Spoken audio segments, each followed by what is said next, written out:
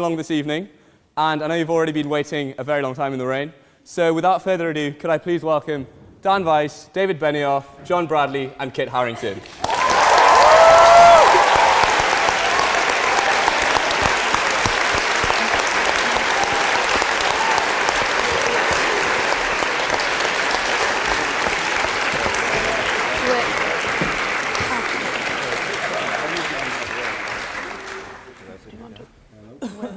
Do you want to...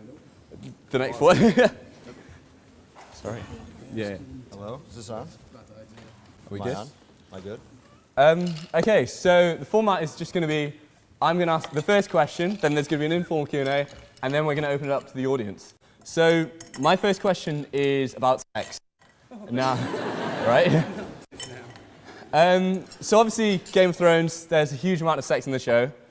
How, as directors, how important is it to the way that you tell the story, and also to the actors as well?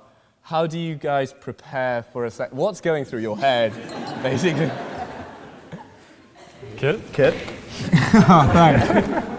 I've got away lightly on this TV show as far as how much I reveal. So far. So far. Thank you. But I think my opinion of it is that my favourite TV shows have got graphic scenes of sex in them. It's something that we do, hopefully, most days. They're not strictly speaking TV shows, though.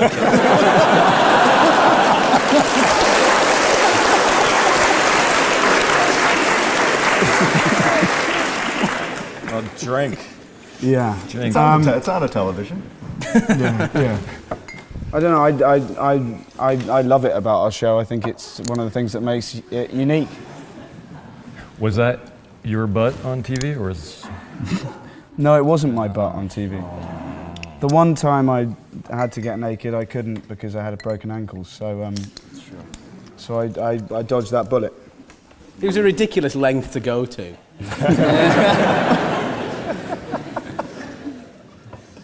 And Dan and David? How important is sex in the way that you kind of tell a story? Because obviously, you've introduced the word sex position, which I think is pretty strong. But, we personally did we not didn't make introduce that the up. word So. sex.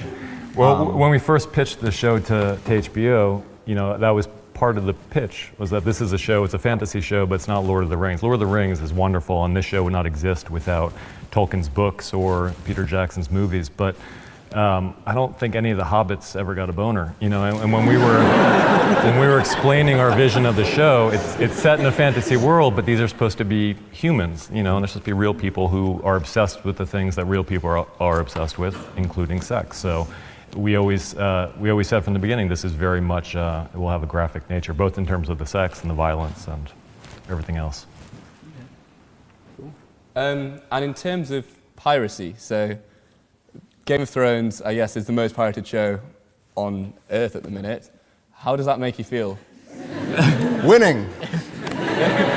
No, it's a difficult question because obviously you're working very hard to do something that costs lots of money to do, and if it doesn't make the money back, then it ceases to exist. On the other hand, the fact that so many people want it so badly that they can't wait to get their hands on it, it's a mixed feeling, some ambivalence.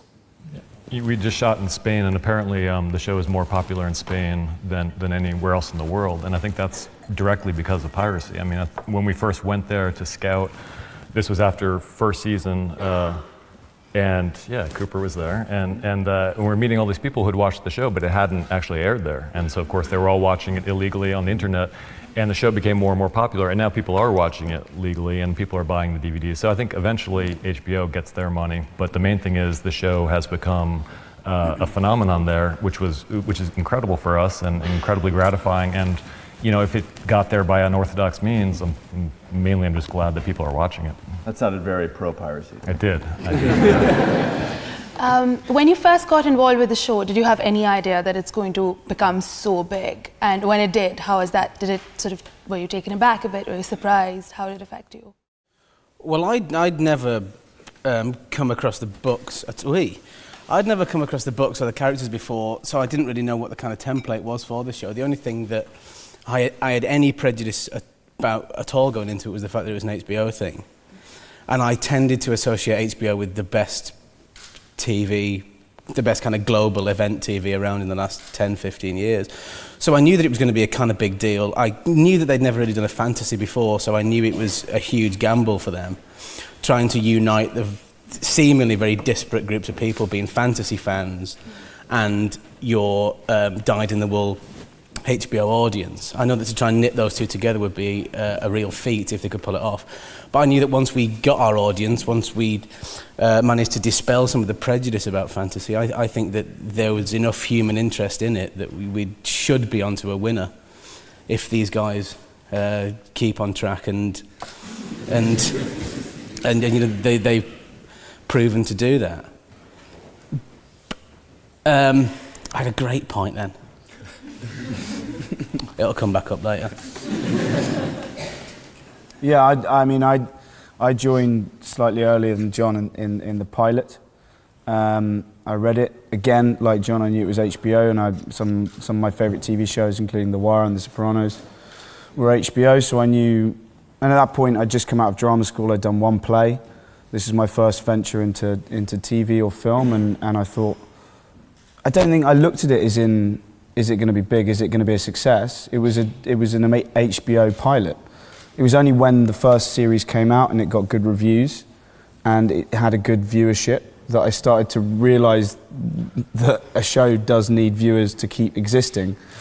Until that point, I was just thrilled to be playing a character on a completely new and unique TV show. So I didn't look at it like, I never look at things like, is this going to be a success? Is this going to be big? Because that's the wrong way to go about approaching a character or a part.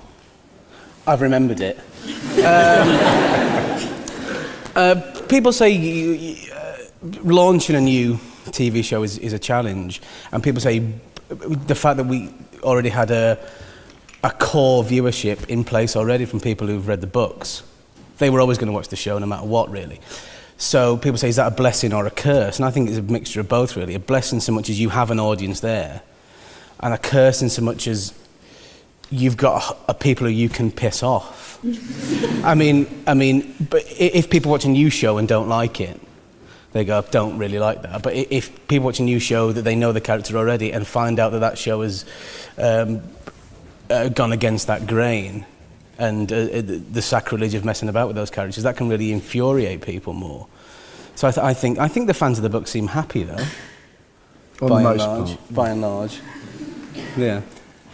Wasn't worth remembering that part.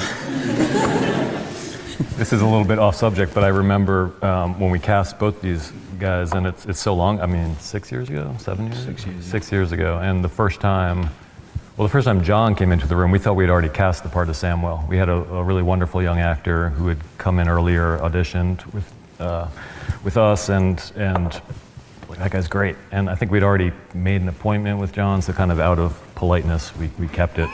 Just thinking like, you know, poor guy came all the way down from Manchester, it wouldn't be nice to turn him away. And John came in, and suddenly it was not just that he inhabited the character, but he made him so much more alive than I'd ever imagined, and has turned Samwell into one of our favorite characters, one of the characters that we enjoy writing for the most. Kit, the first time Kit walked into the room, I remember thinking, oh, please let this guy be good.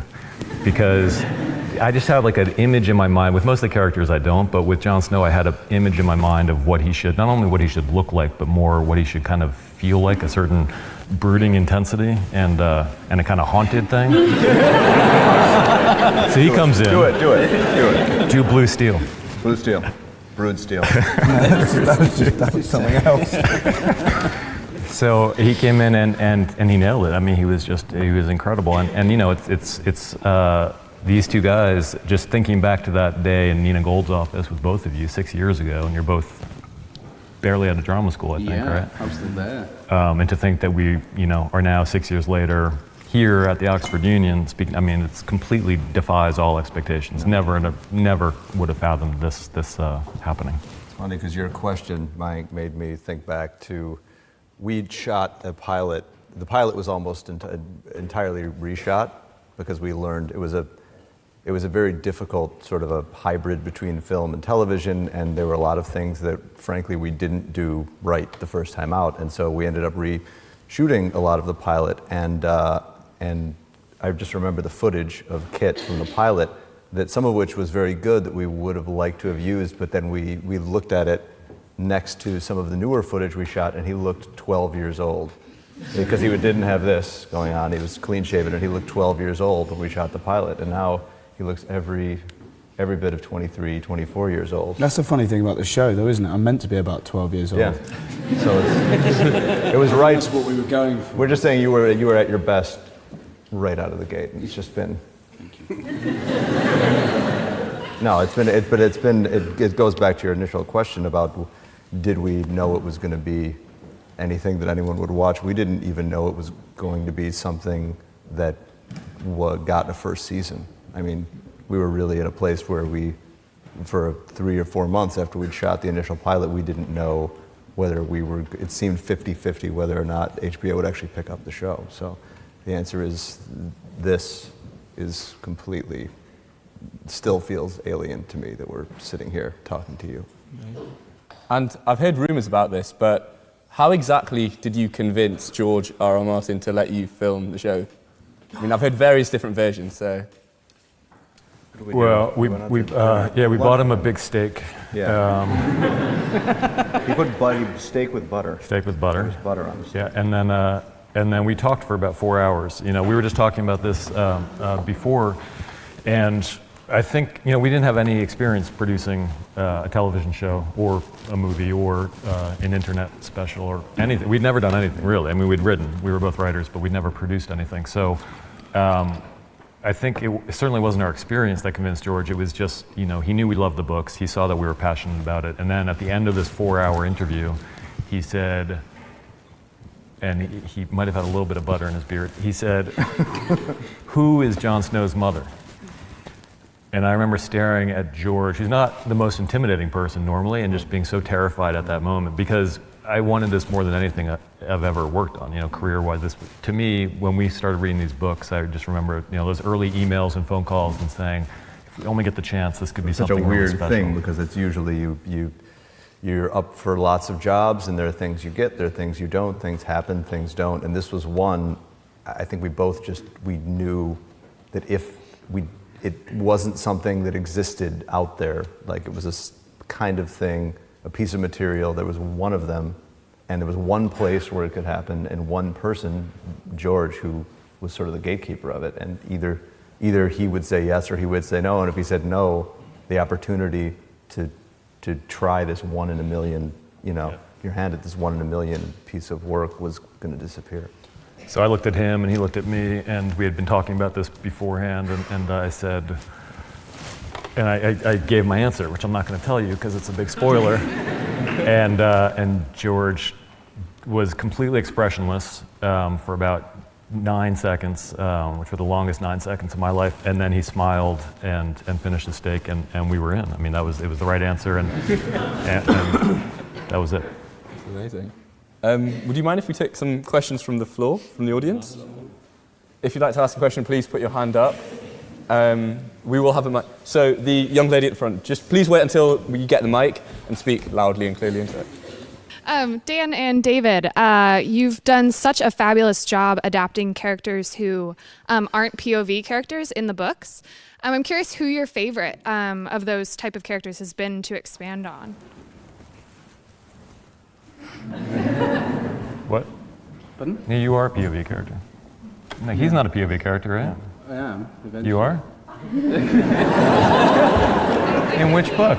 In the third. Yeah, you get there. Book. You get there. Oh, yeah, you do. You do. Non-POV. Well, okay, no, it's a great question. I mean, I think you know, going back to the early seasons, Richard Madden playing Robb Stark, you know, when we saw how good Richard was, we wanted to write more for him. And as great a character as he is, he kind of falls out a little bit in the books because he's not a POV character. So you hear about his exploits, but you only see him when he comes into contact with Catelyn or one of the other POV characters.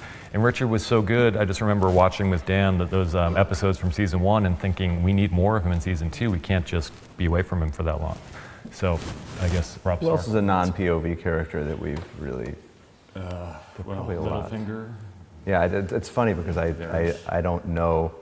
I obviously know the books very well, but I don't remember necessarily which characters are POV characters because it's been so long since we've thought of it in that. It was one of the first things we had to do was stop thinking about it that way and start thinking about each character individually.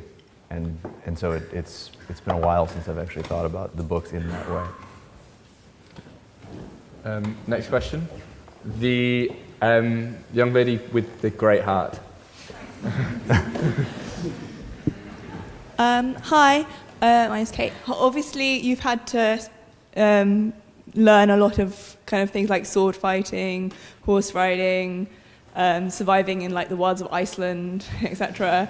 For the show. I was just wondering if you yourselves were put into the actual like environment that Jon Snow and like Sam have to live in.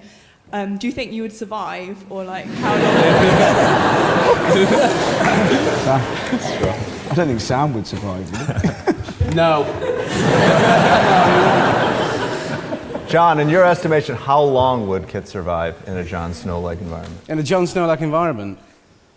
Longer than me. But people say, just with regards to, horse riding and sword fighting and things, my advice to all young actors is to seek out characters who are terrible at everything.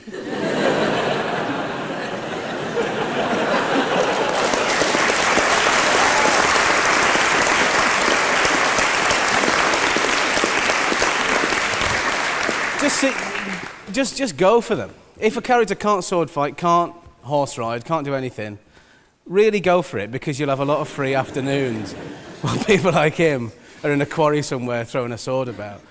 But in terms of survival, shooting the pre-credit sequence in season 3, where it's supposed to be a continuation from the end of season 2, where Sam's still running from the White Walker.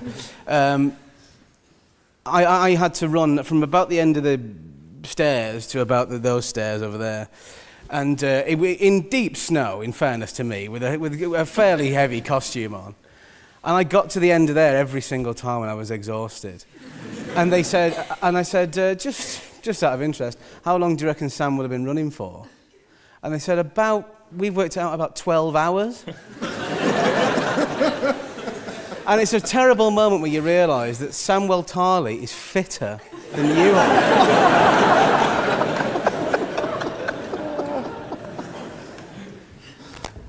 Yeah, no, I don't think I'd survive very long at all. Honestly, in Game of Thrones world, I'd like to. I've always thought, now that I've got, we've done a lot of sword fighting, it's all very choreographed and well put together. I've always wondered, like, if me and an actor just went at each other with like the fake swords, like how long would it take for someone just to get hit on the head? And I've not tried it yet, but I was thinking, like, I'm going to try it with Christopher. Just like if we just had went at each other with rubber, not metal swords, like rubber sword. Like how long it would take. So I don't know. Honestly, I don't know. I don't know how good at actual sword fighting I am. In fairness to Kid, who's very humble, the stunt guys, because we asked them, okay, who's good at this stuff, and they always say number 1, Kit Harington. There was a scene last year. There was a scene that we were looking at a scene. We were in the editing room, and we asked the editor. We said, take whatever speed up effect you put on that 1 second shot of Kit swinging a sword. Take it off. It looks fake. And they looked on their computer and they said that there's no speed up effect on that shot. That's Kit swinging the sword. So he's actually very good at fake sword fighting. Okay, so the next question. We'll go to the front row, the guy with the green hoodie. Hi, this one's for Kit. My friend here, it's her birthday this week, and she's in love with you. I wondered if you could... What are we going to do? So we have to give her a hug? I don't know. If you could just come over here and just give her a bit of a hug. Yeah.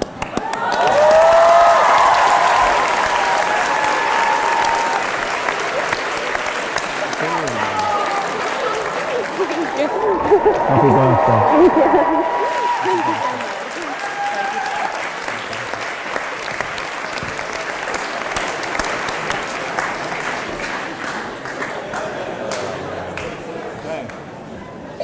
It's just Jon Snow's type. Do you know what I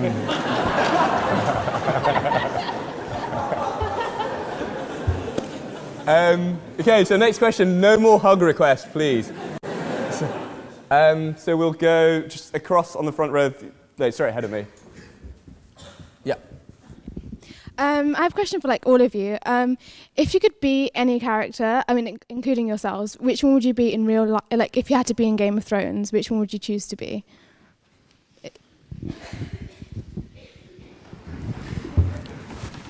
John? Is that your answer? Not Samuel, just John. Do you mean who would I be? Or who would I choose to be? Who would you want to be?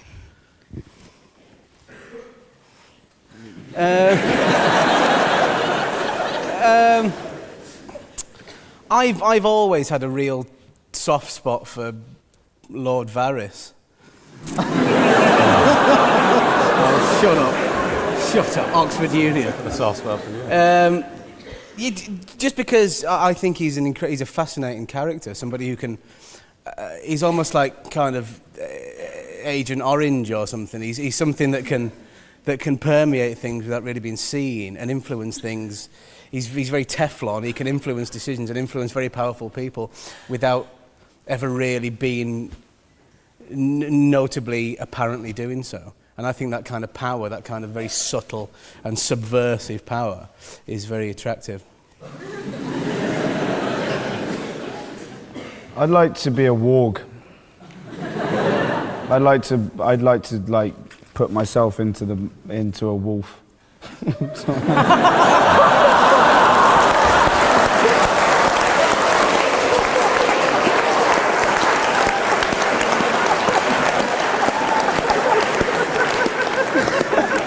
We should just stop now. It's not going to get any better than that. Two words for you. Season 6. Season 6. Keep drinking, please. I'll leave it at that. I would be Tywin Lannister. I think he's a badass, and or he was. Spoilers, sorry. Until the very end, just because he's, I think Tywin gets a bad rep because he's not the nicest guy. He's not the most. He's got a certain hardness to him, but I think he makes really good points when he ends the war with the Red Wedding, and everyone's really upset about it. And he points out to Tyrion, why is it any worse to murder 20 people at a wedding than it is 10,000 people on a battlefield? And Tyrion, who's always the most eloquent person, what does he doesn't respond because there is no response. So I kind of like Tywin's realpolitik. I don't mean like it, like I want to be his buddy, but if I was if I could be anyone in the world, I guess to be Tywin and dominate.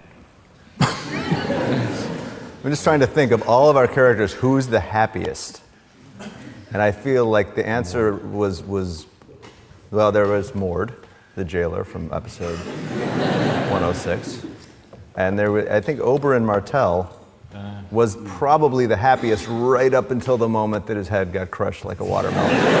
So if I could be Oberyn Martell with a 1% more sense to step away from the 400-pound man who is not dead quite yet, that's who I'd be. Oberyn Martell, who's smart enough to not get his head crushed like a watermelon. The girl in the scarf there. Yeah. First of all, Kit, my mom says hi. I study medieval history, and I always describe it to people as Game of Thrones except real life. So I was wondering to what extent medieval history and kind of orienting the Game of Thrones world within this pseudo-medieval setting comes into your writing of the show, and more broadly than that, real life and reality outside of the world of Westeros. I think that one of the things that's wonderful about working in a grounded fantasy setting, is by which we mean like grounded in history more than mythology or legend, is that you get to cherry pick all the best bits of history without, and add shape to them and structure to them. So it's really a chance. I mean, George himself is a very much a student of history, and George can talk for hours about the Battle of Thermopylae, and he can talk for hours about the War of the Roses, and he can talk, for a long time about all these things, and they've informed the way he shapes his world, and they inform the complexity of his world, and it just feels like you get a chance to do history with all of the good parts and dragons and demons. So it's definitely, we try to keep it grounded in that historical reality as much as we can and make people react to the fantastical elements the way that real people would react to them, which is with awe and wonder and fear, and not seeing magic as something that is every day, because for most of them it's not. Next question, we'll move across the side. So the young lady straight ahead of me in the white shirt, I think. What was your favourite scene to do? Favourite scene? I think the scene in that first episode on top of the wall where Sam explains to John everything about his backstory and everything about his life, because that was the scene that I auditioned with. So to do that in the audition, then to do that in front of the camera on the set felt like a kind of validation almost. It felt like a long journey from audition to that day. But the thing I like the most about that scene is that's the scene that makes Sam make sense. In terms of, up until that point, he's just as much of a mystery to John and the other guys of the Night's Watch as he is to the viewers. He just seemed like a complete mystery bag. He turns up out of nowhere. He's joined this band of fighting brothers, yet he can't fight. He gets bullied from the moment he walks in. And you don't like him instantly, or I didn't when I read it, because I just thought that he's somebody who's helpless and weak, and he's putting himself into these positions. But when he explains all that to John, you get a sense of just how impossible his life is and how impossible his situation is. And it's only when you know all that backstory about his father and everything that he becomes a character that you can relate to. Before that, he's just a lump of meat that gets beaten. Meat and a good bit of fat on it. But after that, he becomes a character that you relate to, and that scene is the beginning of Sam as a character. So you're saying the most fun you've had on the show was the very first scene you shot? It's been downhill. 5 years ago. Yeah. No, I didn't say that's when I had the most fun. I said that was my favourite scenes of fun. Very eloquent. Beaten meat.